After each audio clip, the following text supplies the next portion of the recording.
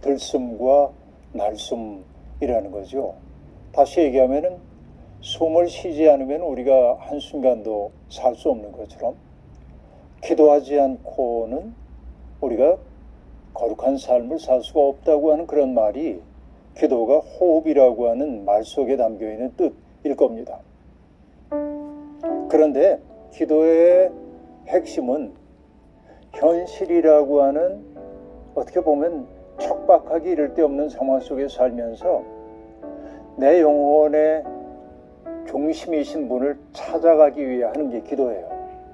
아까 얘기한 대로 인간은 본질적으로 공허하고 불안하고 내 삶을 기약할 수 없는, 그래서 안식 없음의 상태인데, 그러니까 현실의 가장자리로 떠밀리고 있는 내 마음을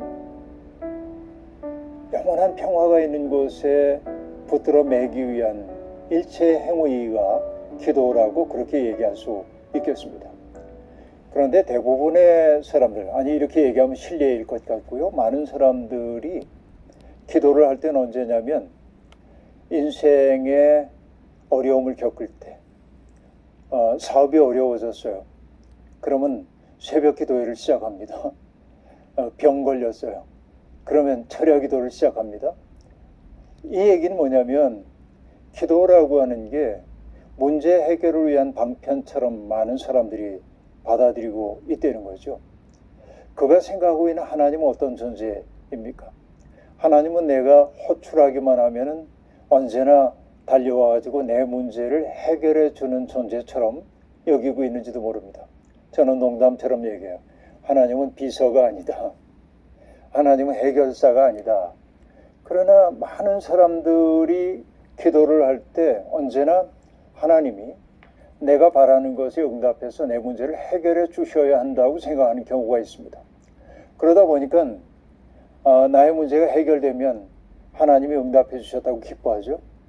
그러나 내가 바라는 대로 이루어지지 않았을 때는 하나님이 왜 나의 절박한 기도를 들어주지 않으셨는가 원망하기도 하죠. 믿음에서 멀어지기도 하는 경우가 있습니다. 그러나 저는 이런 이야기를 들을 때마다 늘 떠오르는 게 하나 있는데요. 일제시대에 성서조선이라고 하는 잡지를 쓰셨던 김교신 선생님 이야기가 떠오릅니다. 정확한 횟수는 기억이 안 나지만 1943년이 아닌가 싶은데, 섣달 금음날 그는 자기의 1년을 돌아봐요. 살아온 날을. 그리고 하나님 앞에 감사의 기도를 올립니다. 하나님, 지난 1년 동안 나를 보살펴 주셔서 감사합니다. 그리고 이 부족한 것이 당신 앞에 바친 기도에 응답해 주셔서 감사합니다. 근데 그 뒤에 이런 말이 나옵니다. 그러나 더욱더 감사하옵기는 제 기도를 기각해 주신 것입니다. 그렇게 말합니다.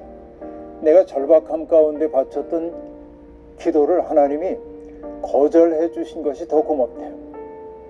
이게 무슨 얘기인지 모두가 다 이상하게 생각할 수도 있습니다. 그러나 생각해 보면 알 수 있습니다. 만약에 내가 바라는 것이 다 이루어지면 세상이 아름다워질까요? 우리들 각자, 여기에 있는 모든 사람들이 저마다의 욕망을 실현하기 위해 하나님께 기도를 바쳤을 때 그 기도가 다 응답되는 세상은 좋은 세상일까요? 안 그럴 것 같아요. 그렇기 때문에 김교순 선생은 때때로 하나님이 내 기도를 기각해 주신 것이 감사하다.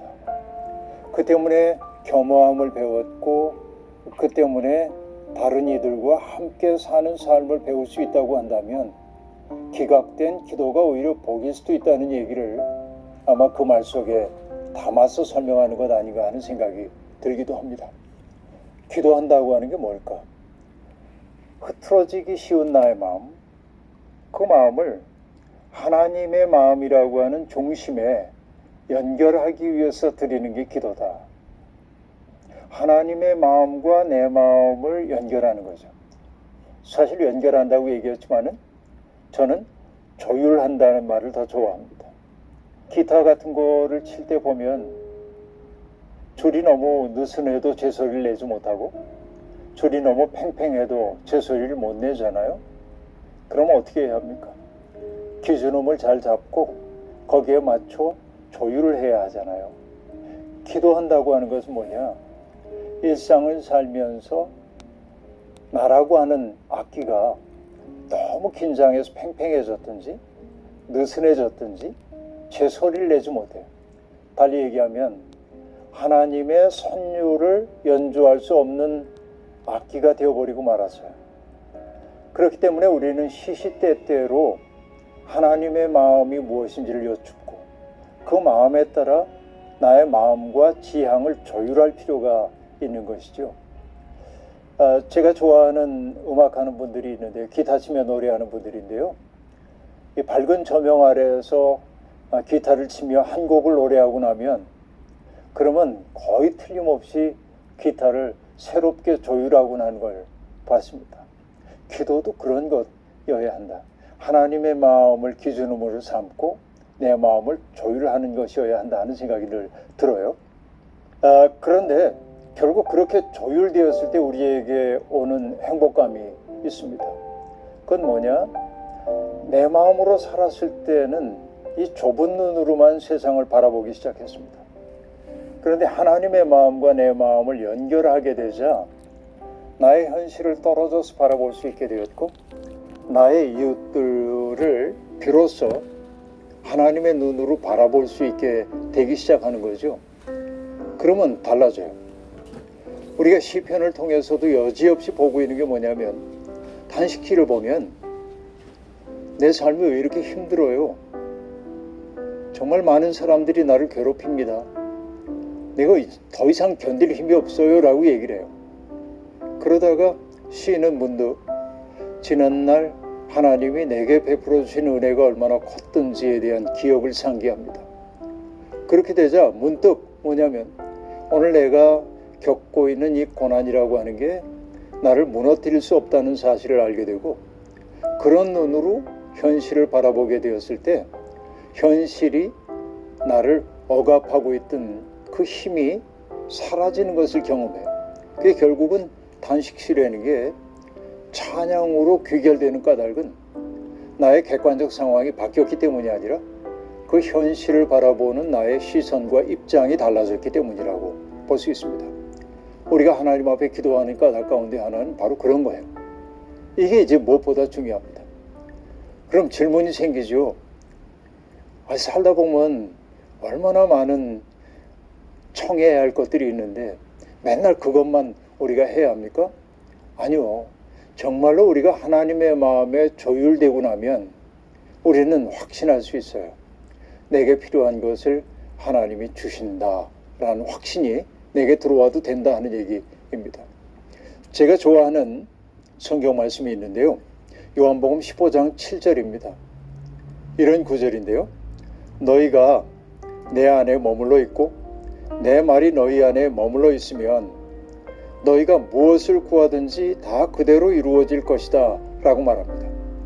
많은 사람들이 이 구절을 읽을 때요. 끝부분에 밑줄을 긋습니다. 너희가 무엇을 구하든지 다 그대로 이루어질 것이다. 그죠? 그러니까 우리가 청하는 모든 게 하나님으로부터 주어진다고 하는 이게 얼마나 좋아요. 그러나 그것만 소비해버리면 안 돼요. 앞에 있는 구절이 더 중요합니다. 앞에 뭐라고 얘기했어요? 너희가 내 안에 머물러 있고 라고 말합니다. 이게 전제입니다. 그러니까 정말 기도자들에게 중요한 것은 뭐예요? 하나님 안에 머무는 것이라고 볼 수 있어요. 하나님과의 깊은 일치를 이루어가는 것이라고 얘기할 수 있습니다. 이게 전제가 되어야 합니다. 예수님이 늘 하셨던 말씀이 있죠. 아버지가 내 안에, 내가 아버지 안에 이렇게 말했던 것처럼 그 존재론적 일치를 이루는 게 우선이어야 합니다. 사는 모습은 제멋대로 살면서 하나님의 힘을 빌어가지고 내가 원하는 것을 이루어내려고 한다면 그게 좋은 믿음이라고 얘기할 수가 없죠. 그러니까 우선 핵심이 되어야 하는 것은 뭐냐면 너희가 내 안에 머물러 있고 라고 하는 말이고 그 다음에 나온 말 너희가 내 말이 너희 안에 머물러 있으면 그렇죠? 주님의 말씀이 우리 속에 머물러 있어야 한다고 말하고 있습니다. 말은 그 존재지요. 말은 존재를 얘기해요.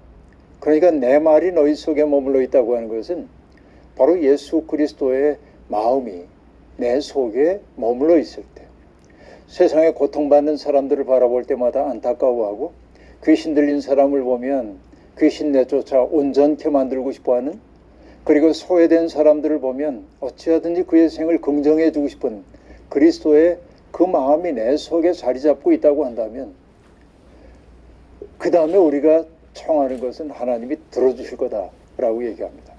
자, 오늘 내가 청하는 기도가 이루어지지 않는다고 속상한 분들, 속상한 그 마음 제가 압니다. 그러나 왜 내 기도 들어주지 않으세요? 라고 말하기 전에 하나님과의 깊은 일치를 내가 소망하고 있는지, 또 예수 그리스도의 말씀이 내 속에 머물러 있는지, 이걸 먼저 묻고 정말 거기에 충실하게 다시 한번 기도를 회복하면 어떨까 하는 생각이 들거든요. 제가 이제 좋아하는 디에트리 보네포 목사님이 하신 말씀을 들려드리고 싶어요. 우리가 부끄럽게 낭비한 시간, 이기지 못한 유혹들, 연약함과 낙담 속에서 일하는 것, 다른 사람과의 교제나 우리의 생각에서 나타나는 무질서와 방종은 종종 아침 기도의 소홀함에서 비롯됩니다. 라고 말합니다.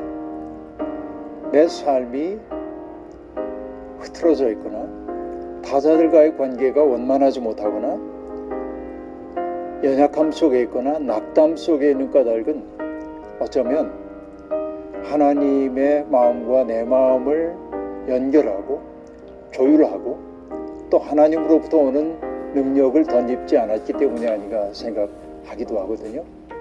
오늘 기각된 기도 때문에 속상한 분들은 속상해하기보다는 먼저 하나님 안에 머물려고 하는 노력부터 시작하면 하나님의 은혜를 베푸시리라고 생각합니다. 기도할 때 가만히 있는 거예요. 어떤 분이 예배당에서 기도하신다면서 아무것도 안 하세요? 그래서 그분이 대답합니다. 아니요, 내가 하나님을 바라보고 있습니다. 하나님을 바라보다니요? 하나님을 바라보면 하나님은 어떻게 하세요? 하나님도 나를 바라보십니다. 자, 이게 이제 정말 중요한 얘기죠. 나는 하나님 바라보고 하나님도 날 바라보는 거죠. 그리고는 그 마음의 일치가 일어났을 때 우리들이 비로소 내가 원하는 게, 제 마음이 이렇습니다. 제가 이것 때문에 속상합니다. 누군가가 정말 밉습니다. 혹은 해결되지 않은 이 문제 때문에 내 마음이 지금 찢어질 듯합니다 하고 얘기를 해야죠. 그리고 하나님, 이 문제가 이렇게 해결되기를 바랍니다 라고 기도할 수 있죠. 그리고 그 다음에 중요한 것은 이루어 주실 줄로 믿습니다, 아멘, 그러고 빨리 가는 게 아니라 내 마음을 다 알았으면 그 다음에는 그분이 하시는 말씀을 들으려고 애를 써야죠. 하나님이 내 마음속에 뭐라고 말씀하실까? 글쎄, 하나님의 말씀이 음성으로 들려오지는 않겠지만 우리가 성경 말씀을 언제나 읽고 묵상한다고 한다면 그 성경 말씀을 떠오르게 하시기도 하고요, 하나님은. 그리고 그 성경 말씀을 통해서 우리에게 말 건네오시기도 합니다. 아, 내가 정말 힘들었겠다. 내 마음, 내 심정 내가 알 것 같다. 그러나 나는 내가 그 미움을 극복할 수 있다고 믿어. 내가 그럴 수 있다고 난 신뢰하거든. 이런 소리를 하나님이 하실 거예요. 그 소리까지 들어야 돼요. 그래서 기도에서 중요한 것은 뭐냐면은 하나님을 바라보는 시간도 필요하고 하나님께 청하는 시간도 필요하고 하나님의 말씀을 경청하기 위해 마음을 여는 시간도 필요합니다.